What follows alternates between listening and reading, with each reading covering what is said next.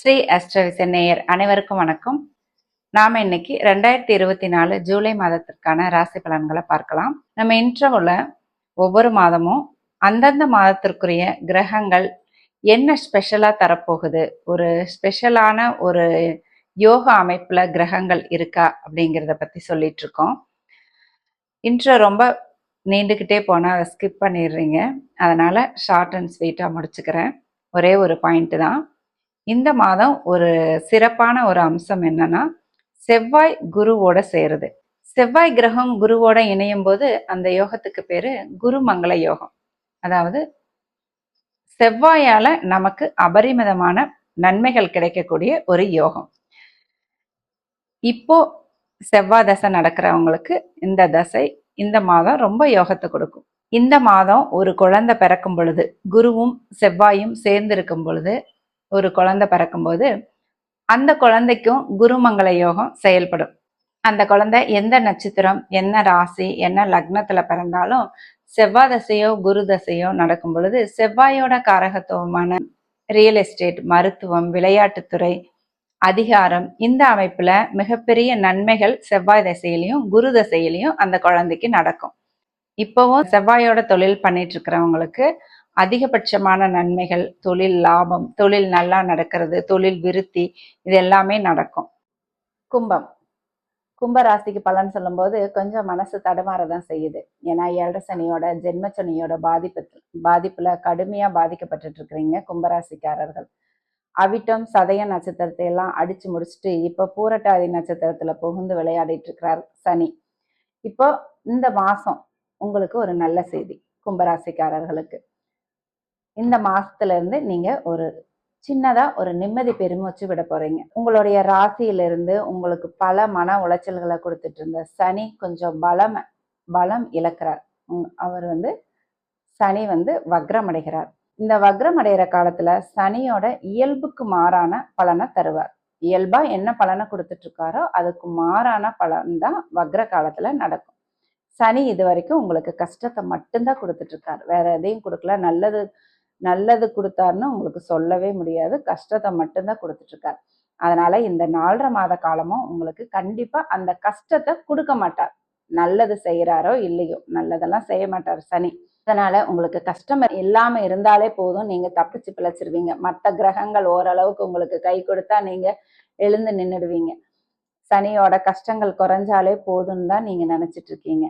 அதனால இந்த மாதம் ஓரளவுக்கு நிம்மதி பெருமூச்சு விட்டுக்கலாம். கும்பராசிக்காரர்கள் உங்க கஷ்டத்துல இருந்து ஓரளவுக்கு விடுதலை கிடைக்கும்.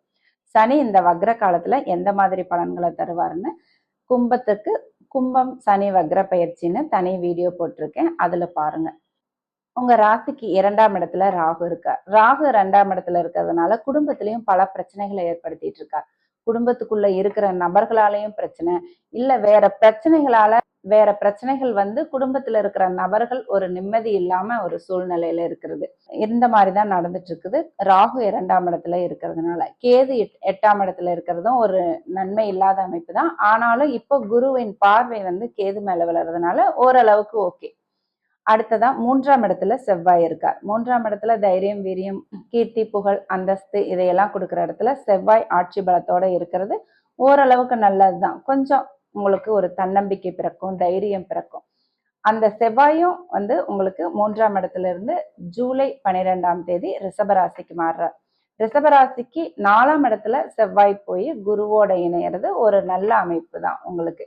ஏன்னா உங்களுக்கு செவ்வாய் உங்களுக்கு 10ஆம் அதிபதி, உங்களுக்கு தொழிலை கொடுக்கக்கூடிய ஒரு கிரகம். தொழில் ஸ்தானாதிபதி போய் 4ஆம் இடத்துல குருவோட இணைஞ்சு தொழில் ஸ்தானத்தையே பார்க்கறது உங்களுக்கு ஒரு தொழிலுக்கு ஒரு நல்ல அமைப்பு, தொழில் வளர்ச்சி அடைகிறதுக்கு ஒரு நல்ல அமைப்பு. அந்த இடத்துல உங்களுக்கு 2 யோகம் உங்களுக்கு ஏற்படுது. இந்த இடத்துல என்ன யோகம் ஏற்படுதுன்னா, அதாவது குருமங்கள யோகம் ஏற்படுது. செவ்வாய் குருவோட சேரும்போது குருமங்கள யோகம். செவ்வாய் உங்களுக்கு 10ஆம் அதிபதி, குரு உங்களுக்கு லாபாதிபதி. இந்த 2 கிரகங்களும் சேர்ந்து 10ஆம் இடத்தை பார்க்கறது உங்களுக்கு ஒரு தொழில்ல உங்களுக்கு தொழில் நல்லபடியா நடந்து அதன் மூலமா லாபம் வரக்கூடிய அமைப்பு. லாபாதிபதியும் 10ஆம் இடத்தை பார்க்கிறார், தொழில் ஸ்தானாதிபதியும் சுபத்துவமாகி 10ஆம் இடத்தை பார்க்கறது தொழில் வளர்ச்சி அமோகமா இருக்கும். அதாவது 7.5 சனியில அமோகங்கிற வார்த்தையை யூஸ் பண்ணக்கூடாது. இருந்தாலும் தொழிலால உங்களுக்கு எந்த பிரச்சனைகளும் வராம தொழில் வந்து உங்களுக்கு ஓரளவுக்கு நடக்க ஆரம்பிச்சிடும். உங்களுக்கு தொழில் மூலமா லாபமும் கிடைக்க ஆரம்பிச்சிடும்.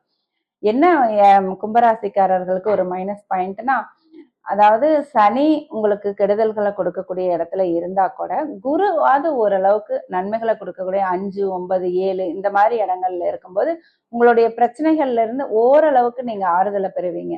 ஆனா குருவும் இந்த 2 வருஷமா 3ஆம் இடத்துலயும் சாதகம் இல்லாத அமைப்புல இருந்தா 4ஆம் இடத்துலயும் அவ்வளவு பெரிய சாதகம் எல்லாம் இல்லை கும்பராசிக்கு. கும்பராசிக்காரரை சனி வந்து ரவுண்டு கட்டு அடிக்கிறார். யாருமே கேட்கறக்கு ஆள் இல்லைங்கிற மாதிரி ரவுண்டு கட்டி அடிச்சிட்டு இருக்கிறார். எந்த கிரகமும் உங்களுக்கு சப்போர்ட்டுக்கு இல்லைன்னு அவர் பாட்டுக்கு அவருடைய வேலையை வந்து கொடூரமா உங்களுக்கு பண்ணிட்டு இருந்தார். இப்ப அவரே வலு குறைஞ்சதுனால கொஞ்சம் அமைதியா இருக்க போறாரு இந்த 4.5 மாசத்துல. அப்புறம் ஒரு 4 மாசத்துல உங்களுக்கு ஜென்மச்சனி முடிஞ்சிடும், பாதச்சனி ஆரம்பிச்சிடும். அப்போ உங்களுக்கு ஓரளவுக்கு கஷ்டங்கள் வந்து குறைஞ்சிரும். அதாவது ஏற்கனவே நீங்க பட்ட கஷ்டம்தான். அவிட்ட நட்சத்திரத்துக்காரங்களும் சரி, சதய நட்சத்திரத்துக்காரங்களும் சரி, கஷ்டத்தை அனுபவிச்சிட்டீங்க, அனுபவிச்சுட்டு இருக்கீங்க. அதே கஷ்டம்தான். இனிமே புதுசா கஷ்டம் வர போறதில்ல. ஏன்னா சனி நகர்ந்து போயிட்டு இருக்கிறார். இந்த கஷ்டங்கள் உங்களுக்கு மனக்காயங்கள், இந்த கஷ்டங்களின் மூலமா ஏற்பட்ட மனக்காயங்கள் ஆகிறதுக்கு இன்னும் ஒரு 2 வருஷம் ஆகும் உங்களுக்கு. அதுதான் 7.5 சனியோட முடிவா இருக்கும். இப்போ வந்து சுக்கிரன் வந்து 5ஆம் இடத்துல இருக்கிறார். இது ஒரு நல்ல அமைப்பு. ஏன்னா உங்களுடைய 5ஆம் அதிபதி 5ஆம் இடத்திலேயே இருக்கிறது உங்களுக்கு அதிர்ஷ்டத்தை கொடுக்கக்கூடிய ஒரு அமைப்பு. எதுலேயும் ஒரு சக்சஸ் கிடைக்கக்கூடிய ஒரு அமைப்பு. ஒரு நல்ல அமைப்பு தான் இது. ஜூலை 7க்கு மேல அந்த 5ஆம் அதிபதியும் 6ஆம் இடத்துல போய் மறைகிறார். அதற்கு மேல உங்களுக்கு அந்த அதிர்ஷ்டம் கிடைக்காது. சூரியன் வந்து உங்களுக்கு 7ஆம் அதிபதி. அவர் வந்து உங்களுக்கு 5ஆம் இடத்துல இருக்கிறார். இதனால கணவனால அல்லது மனைவியால உங்களுக்கு ஓரளவு சாதகமான பலன்கள் கிடைக்கிறதுக்கு வாய்ப்புகள் இருக்கு.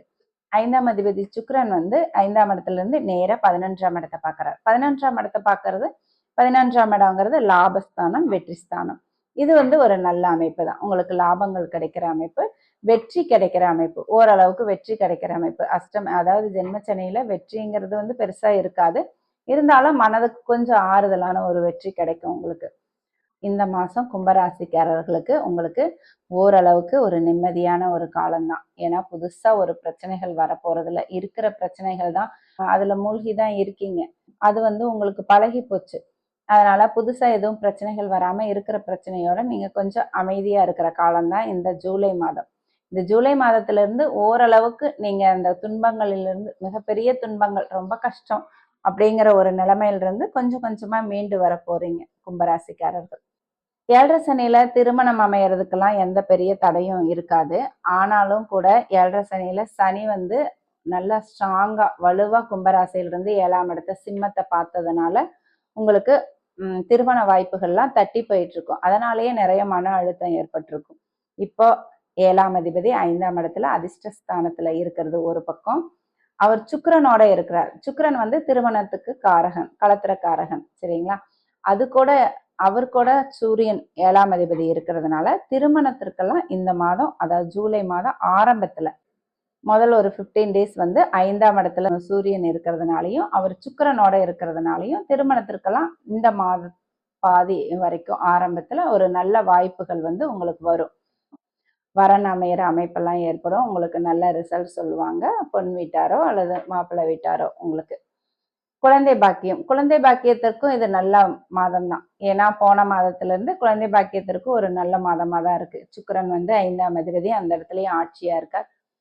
சனியோட பார்வை அந்த மாதிரி எல்லாம் எதுவும் 5ஆம் இடத்துக்கு இல்லை. அதனால குழந்தை பாக்கியத்திற்கு எந்த தடையும் இல்லை கும்பராசிக்காரர்களுக்கு. ஓவரால் பார்க்கும்போது கும்பராசிக்காரர்களுக்கு இந்த மாதம் ஓரளவு நல்ல மாதம் தான். நீங்க இது வரைக்கும் ஸ்ரீ அஸ்ட்ரோவிஷன் சேனலை சப்ஸ்கிரைப் பண்ணலைன்னா சப்ஸ்கிரைப் பண்ணிக்கோங்க. பெல் பட்டனையும் அழுத்திக்கோங்க. லைக் பண்ணுங்க, கமெண்ட் பண்ணுங்க, ஷேர் பண்ணுங்க. நன்றி. வாழ்க வளமுடன்.